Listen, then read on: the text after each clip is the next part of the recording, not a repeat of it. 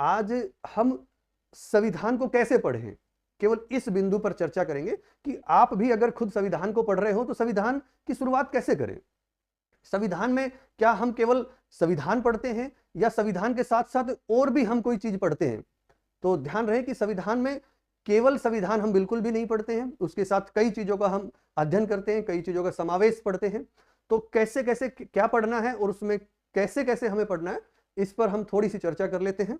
देखो, सबसे पहले हम एक तो पढ़ते हैं अपना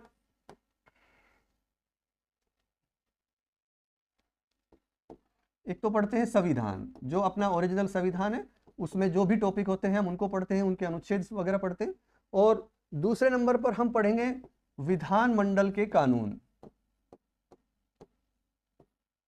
विधानमंडल जो भी कानून का निर्माण करता है उनका भी हम अध्ययन करते हैं। तीसरे नंबर पर कार्यपालिका से भी संबंधित हम कई बातें पढ़ते हैं। कार्यपालिका के निर्णय कह सकते हैं या फिर ये कह सकते हैं कि उनके जो आदेश हैं उनका हम अध्ययन करते हैं। और एक हम न्यायपालिका को भी पढ़ते हैं। साथ साथ हम ये तीनों चारों चीजें हमारी साथ साथ चलती है। न्यायपालिका के निर्णय हैं उनको पढ़ते हैं, या फिर ये कह सकते हैं कि जो ये व्याख्या करती है न्यायपालिका, जिसको निर्वचन बोलते हैं, वो हम पढ़ते हैं। केवल संविधान को डाउनलोड करके नहीं पढ़ सकते, संविधान के साथ साथ हम ये चारों चीजों का समावेश पढ़ते हैं। देखो, ये जो चीजें हैं, ये तीन चीजें, तो ये तो मुख्य रूप से सरकार का ही अंग है। ये हो गई हमारी व्यवस्थापिका, कार्यपालिका और ये न्यायपालिका। इस संविधान के तहत इन तीनों संस्थाओं की स्थापना होती है। ये तीनों का निर्माण संविधान के अधीन हुआ है। संविधान जब बना तभी इनका निर्माण कर दिया था। अब संविधान तो एक बार बन गया, लेकिन क्या शुरू से वही संविधान चला आ रहा है? ऐसा भी नहीं है, उसमें बहुत बार संशोधन भी हुए हैं। तो संशोधन कौन करता है? ये विधानमंडल करता है। विधानमंडल कौन है? हमारी संसद। हम विधानमंडल के जो कानून लिखा हुआ है, इसमें हम राज्यों के विधानमंडल के भी कानून पढ़ेंगे। और एक बात मैं स्पष्ट करता हूं कि संविधान अलग चीज है, विधानमंडल के कानून अलग चीज है। विधानमंडल, अभी तो हम मुख्य रूप से ये सेंट्रल गवर्नमेंट की तीनों संस्थाओं के ऊपर चर्चा करेंगे, लेकिन संविधान पढ़ते टाइम हम इन तीनों ही राज्यों की जो तीनों की संस्थाएं होती है तीनों, उन पर भी हम चर्चा करते हैं। तो ये जो संसद है, संसद इस संविधान में संशोधन भी कर सकती है। संसद को यह अधिकार दिया हुआ है कि अगर समय परिस्थितियों के अनुसार संविधान में कहीं बदलाव की जरूरत है तो संसद को यह अधिकार दिया है कि अनुच्छेद 368 के तहत हम इसमें संशोधन कर सकते हैं। तो ये संसद हो गई। एक ये कार्यपालिका के निर्णय हो गए। मुख्य रूप से हम देखें कि जो संसद संशोधन करती है या संसद कोई कानून बनाती है, इस कार्यपालिका को बाद में देखते हैं, पहले अपन संसद के कानून पर चर्चा करते हैं। देखो, संविधान में कोई बात लिखी हुई है वो चीज अलग है, संसद के कानून बिल्कुल अलग हैं। और बहुत बार हमें पता नहीं होता है कि संसद के कानून हम पढ़ रहे हैं, क्योंकि किताबों में या कहीं भी हम पढ़ते हैं तो अलग से उनको नहीं लिखवाते, सीधा हमें लिखवा दिया जाता है कि वर्तमान में ये चीजें चल रही है तो ऐसे ऐसे हो रहा है, उसको ही हम लिख लेते हैं। हम ये सोचते हैं कि ये चीज संविधान में ही लिखी हुई है। हम जो नोट्स बनाते हैं, किताबों में पढ़ते हैं, बहुत सी चीजें वो संविधान में नहीं लिखी होती है, वो संसदीय कानूनों में लिखी हुई होती है।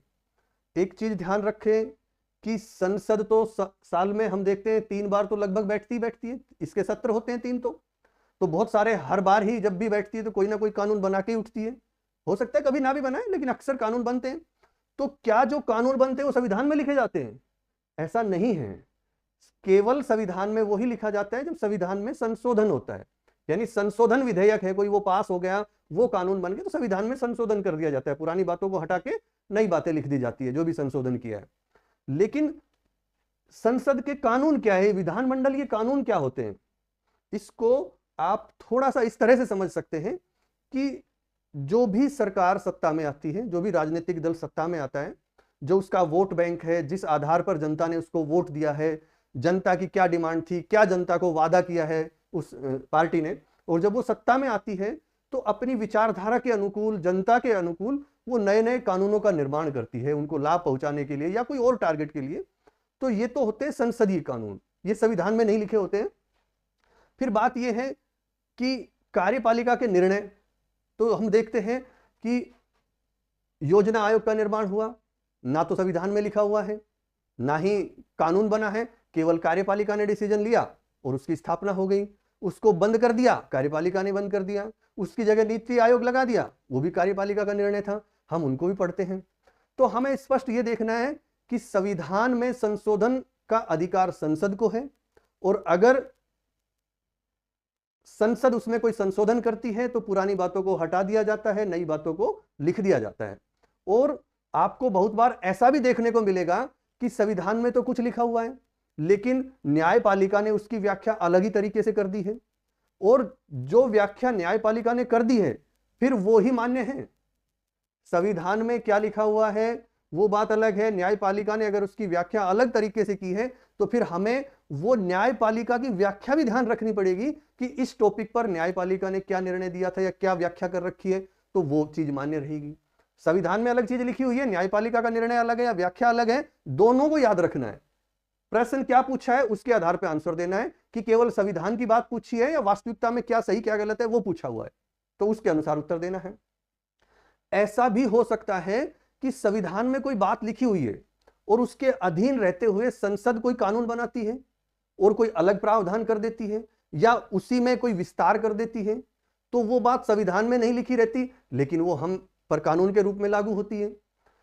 तो उस संसदीय कानून का भी हमें पता होना चाहिए कि संविधान की कौन सी बात या संसद की कौन सी बात हम पर लागू है।